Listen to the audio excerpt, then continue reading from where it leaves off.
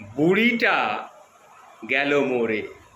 বুড়োটা ভাঁজ হয়ে থাকা চামড়ার মাঝে ছোট্ট বসে যাওয়া চোখখানা দিয়ে দেখল কিছু জল তার চোখের কোণে পড়ল ঝরে। লোক দেখানো শোক চলল কিছু দিন, তারপর যেন এক নাটকের সমাপ্তি ঘটল। তার ব্যবহৃত শাড়ি নিয়ে মেয়েদের ভাগাভাগি চলল। কেউ বালিশের কভার বানাবে, কেউ বিছানার চাদর বানাবে, তার হিসাব চলল। কেউ আবার তার কানের দুল নিল, কেউ নিল তার বালা জোড়া। যার যার নিজের নিজের সংসার যেন একটা বোঝা নেমে গেল। বুড়ো একা একা বসে বসে দেখে তাদের কাণ্ড কারখানা। মনের বাজারে স্মৃতির দর কষাকষি করতে করতে সেটাও একদিন বিক্রি হয়ে যায় মস্তিষ্কের কোনো এক ফাঁক ফোকরে। যে যার কাজে ব্যস্ত হয়ে যায়, বুড়ো একা হয়ে পড়ে।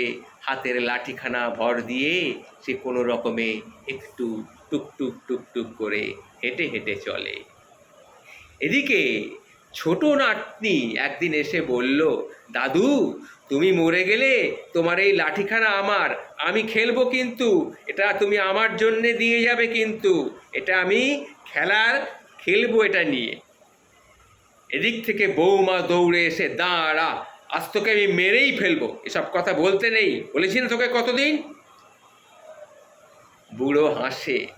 যে বৌমার এমন শাসন, সেও গোপনে প্রতিবেশীর কাছে গল্প করে বুড়োটার খালি কষ্ট, মরে গেলেই বাঁচে। সেদিন নাতি তার বন্ধুদের নিয়ে তার ছোট ঘরের আড্ডা হবে বলেছিল। দাদুর অবস্থা বেশি ভালো নয়, কিছুদিনের মধ্যেই উইকেটটা পড়ে যাবে, তখন ওই ঘরখানা আমার হবে, আমি তখন তোদেরকে নিয়ে জমিয়ে ওই ঘরে আড্ডা মারব। বুড়ো শুধু আকাশের দিকে তাকিয়ে দীর্ঘশ্বাস ছাড়ে। দুই ছেলের মাঝে তো একদিন ঝগড়া লেগেই গেল। বুড়োটা কাছে কে কতদিন থাকবে, কে কতদিনের খাবার দায়িত্ব, বুড়োটার খাবার দায়িত্ব কে কতদিন নেবে। বুড়োটা আজ আর কারো বাবা নয়, কারো শ্বশুর নয়, কারোর দাদুও নয়, সে আজ শুধুই সংসারের একটা বোঝা। আজ বুড়োর জন্মদিন। গত বছর বুড়িটা বেঁচে ছিল, তাও একটু পায়েস রান্না করে দিয়েছিল, কিন্তু আজ কেউ কিচ্ছু বলল না। কী বা বলবে?